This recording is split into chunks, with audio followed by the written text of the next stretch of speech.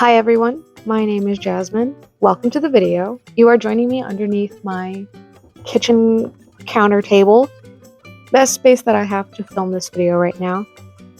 But this is an introduction to Cherry Renew, which is my channel that I'll be sharing my small business journey as well as sharing some life doodads, whatever I get up to regarding sustainability, living in Florida, sharing a lot of crafts and cooking and baking. So if any of this sounds a little interesting to you, give a like, give a subscribe. I'd love to see you join. In this video, I wanted to share my 2026 goals. Hopefully I can give some good tips for some of you to use as you're starting your own 2026 journeys. I know I need some time at the beginning of the year to decide what my goals are. I often have them in mind all year long, but to really come up with a plan, that is what takes a little bit of time. So I have a few categories to start off our journey this year with. One of them will be my personal category. I have then a household category, and then finally a small business category. So sit back, relax. If you have a beverage, go ahead and grab that so we can get started.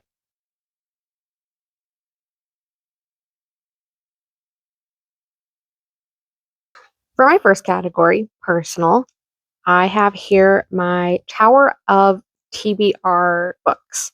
I have accumulated these for the last couple of years from friends, family, small bookstores. There's a couple in here from larger bookstores like Waterstones or Barnes and Noble. But I need to get through these. I know there's a lot of great reads in here. I just actually have to put in some time and dedication to actually get through these. I don't know what's happened the last couple of years.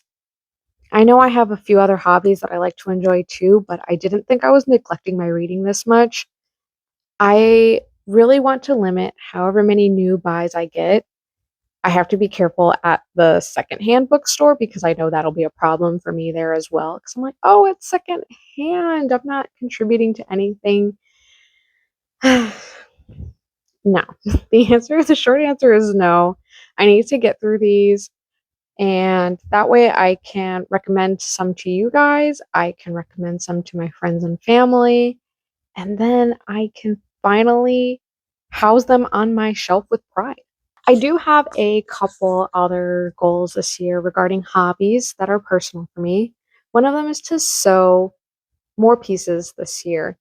I am a beginning sewist. I have been sewing for a couple of years, but it hasn't been consistent enough for me to really scale up my abilities. So I have a couple of things in mind. So I have the fabric cut out for this project already, but basically I want to make a floor turtle. And here is my scrap towel, and here's my shell already cut out. I have a couple of pieces for the arms and legs. Now these pieces of fabric, one of them is from an old towel that has some holes in its fraying, so decided to repurpose that. That green fabric that I just showed you guys is from a secondhand store in my area called Bottom of the Bin, which features craft supplies that have been given by people in the community. It is a consignment shop, so people will get a couple pennies for the items they bring in. Then the store turns around and resells them. You find all great things in there. It's where I find a majority of my fabric. But the floor turtle is basically a item that lives on your floor in the kitchen. And if you're washing dishes or cooking or whatnot and you spill water on the floor, you can easily use the floor turtle to wipe it up temporarily, and then you can just throw it in the wash whenever you're ready, pull it back out, throw it back on the floor again. Another thing that I want to make this year is a two-tiered skirt, and I want to use this fabric. And this fabric I did pick up from that secondhand store that's near me. I have maybe about 2 yards of fabric here. I love the feeling of this fabric. I think it's going to turn out into a wonderful skirt, but I have made skirts before that I didn't necessarily love the fit of. So I have a pattern selected already, but I also have this thrifted fabric as well, not received from bottom of the bin, but from another one that I will use to mock up the skirt with. And if I like it enough, I will make it with that other fabric there. And what's nice about this white fabric is that I can dye this afterwards. So I have a dye that is a light green that I may use, or I think maybe I'll turn this into like a dark blue as well. So I have options, which is good. Finally, the shell of that turtle that I showed you guys, this fabric here, I have about a yard of it that I got from bottom of the bin. And when I first got it, I was thinking that I would use it for fall projects. I had made a garland of ghost for one of my friends for Christmas, and I used kind of like earthy fall tones to make those, and it came out so cute. I'll see if I have a picture to show you guys. And when I was cutting out the turtle shell for this project of the floor turtle, I started really looking at that fabric and I was like, oh my gosh, this is actually gorgeous. I want to make something to wear out of this. I just don't know what it's going to be. I don't have enough fabric to make something like a skirt, but I have enough to probably make a shirt. So I just have to find the shirt to make it with, and that would be awesome. I also have a lot of fabric that is appropriate for like the Christmas holidays. So I wanted to make a chain garland, and I've seen people use, bits of fabric that they have to make, really cute and fun ones. I would love to make them Velcro so that way they can store flat every year. And that way, like, I have family or friends or kids around, they can help assemble it every year and they can make it their own pattern. I also am hoping to make a floor pillow. Let me show you the fabric that I have. I have 4 pieces that I'm hoping to make work. So I have this pink polka dot one, this paisley one, this small floral with blue, white, and pink, and then finally a little bit of a louder floral pattern here as well. But the colors all kind of go together. And my husband and I love to sit on the floor because our dog is very attached to us and he loves to spend time with us, and we like to spend time with him as well. So in order to get in some extra cuddles with him, we will sit on the floor. We do often eat on the floor as well. As we don't have a separate dining table, we'll either sit here or we will sit on the floor with a floor table that we have. And we have one floor pillow. We need a second one. So that's for hobby goals. I've talked enough about my hobby goals. For my other personal goals, I do have a couple of health related ones. One of them to cut out sugar. I have been trying to find ways to replace my cravings or snacks that I would normally eat that are sweet with more savory ones, or rather no snacks at all. Tea has been a great help for me. I have been replacing my daily soda pop with tea. It's been extra nice that it's been wintertime and it's nice to cozy up with a warm mug of tea to drink instead of a pop. So, wish me luck. Another health personal goal is to work out. And I know it's cliche. Everyone says, oh, I want to work out more in the new year. I am one of those people. It shows that when you don't work out when you're younger, that you have complications when you get older. It's harder for older people to move around. I want to be as independent as possible when I'm older. I don't want to have to rely on someone else to do those things for me. So working out now is important for my future health. So what I did in the past, and it worked great until I got COVID. I got COVID and I was out for like a month. And that's all it took for me to lose motivation. But on a few months beforehand, I was doing really well with working out. And what I had done to get started out is I didn't have to start in the new year. I started it like in November. You can start your goals whenever you like, guys, by the way. You don't have to wait for New Year's to start a goal. It's nice to, it's like a new reset, but you really don't have to. Just go for it. If you're watching this in July and you're like, oh, I can't wait for New Year's to start my goals, you can start it now. I promise. Anyway, what I did was I had picked like 6 or 7 moves, exercise moves that I liked to do. And I started doing them like 10 at a time. So let's talk about calf raises, right? I would do like 10 calf raises whenever, right? Be at my desk working, stand up, do 10 calf raises. Next day, do like 15. Next day, maybe 18, and then so on and so forth, right? I kept on incrementally increasing how many I did. And I did that with some wall push ups. I did that with squats. I did that with planks. I would just throughout my day, or sometimes I would pick a specific time of the day and I would just try to do it, right? Things that I knew I liked to do made me feel good. And once I reached a goal that I felt good with, let's say I was able to do 50 without feeling like super tired or my muscles being weak, I then started doing workouts on YouTube and I felt so good. Even though I was doing beginner workouts, I felt like I was able to keep up. I was able to then increase my intensity and I started noticing improvements, right? Uh, I was starting to gain a little bit more strength for things that I normally couldn't do. And it was fantastic. So I am no workout expert, right? This is my disclaimer. I'm not a personal trainer. I don't know anything about fitness, but I say starting with what you think is going to work for you is what you should do to get there, right? You want to get fit, you want to get healthier.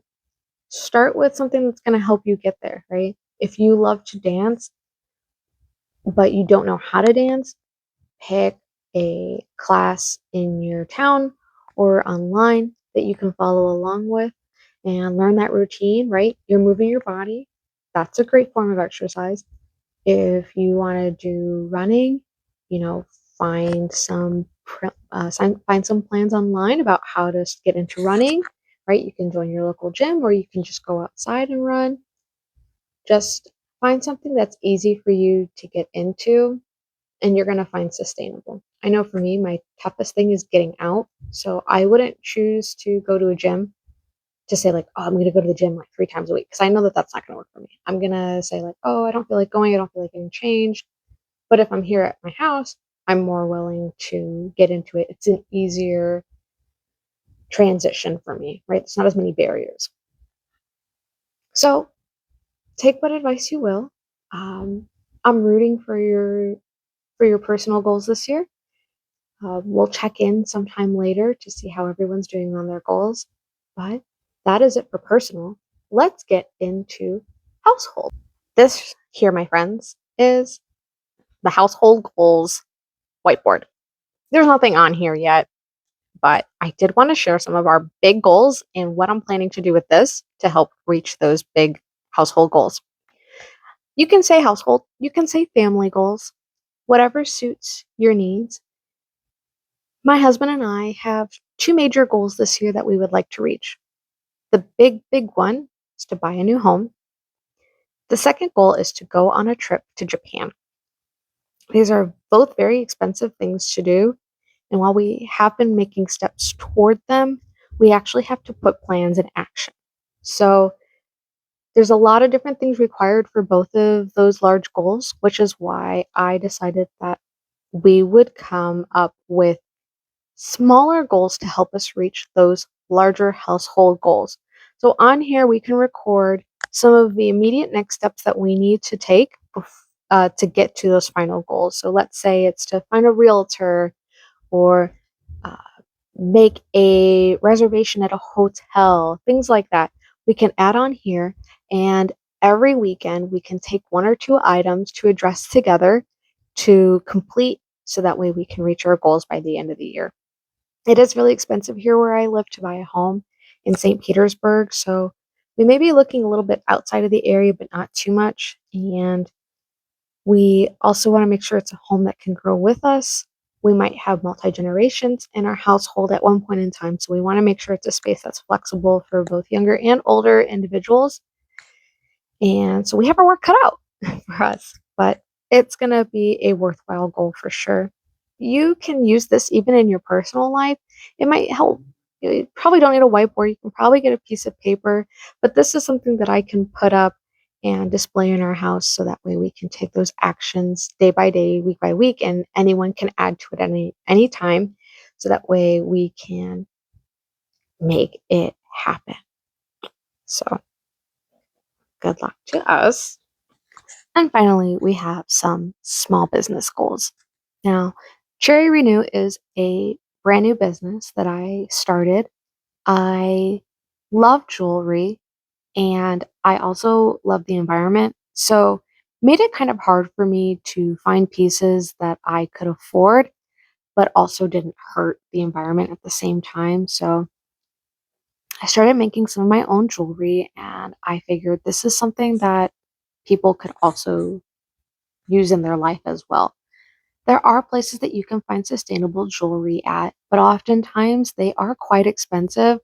They are made with, pure gold, and they can run hundreds of dollars, which doesn't fit into everyone's price budget. So I figured if I can find secondhand materials or vintage materials to use, that's not virgin material, that I could instead make pieces that are cute and still affordable to majority of people. So right now, I am wearing some raspberry inspired earrings that are made with vintage beads. The posts are new for hygienic reasons and also to help those who may have a need for the hypoallergenic studs. Not all of the pieces that I make will have the hypoallergenic label on them, but majority of them will. But things like this bracelet here that I am wearing, the beads, the metal, and the charm are all secondhand materials found at local thrift and craft stores. And if any of these pieces interest you, you can check out the link below for my Etsy page. I'm trying to see how I like Etsy so far, but I have quite a few pieces on there that are made by me. But if you have some time, I would appreciate if you could take a look at the store. Let me know your thoughts on the pieces. I'm open to suggestions. That's that. I would like to make 200 sales within the first 6 months of the year. We'll see how that works out. That's my personal goal. If I can make even more than that, that would be amazing. But trying to make the first 200 sales of the month, I know I have to ramp up the amount that I'm offering on the site as it is. And I have to work out a couple of things with shipping because I know that the shipping is a little expensive. But I'll let you guys know if I have an update on that. But let me know what your 2026 goals are. I want to encourage everyone to, make some goals and start them. Even if it's just starting one goal that you can give your attention to, do that, right? Start off with something. Life isn't stagnant. We don't have to be stagnant either. We want to take care of ourselves. So don't push too hard, but try to make a positive change for yourself. I know I'm trying my best here. We're going to make 2026 a good year for us. Whatever your goal is, we're going to make it happen. Thank you guys so much for joining me today. I hope you have a great day and see you later.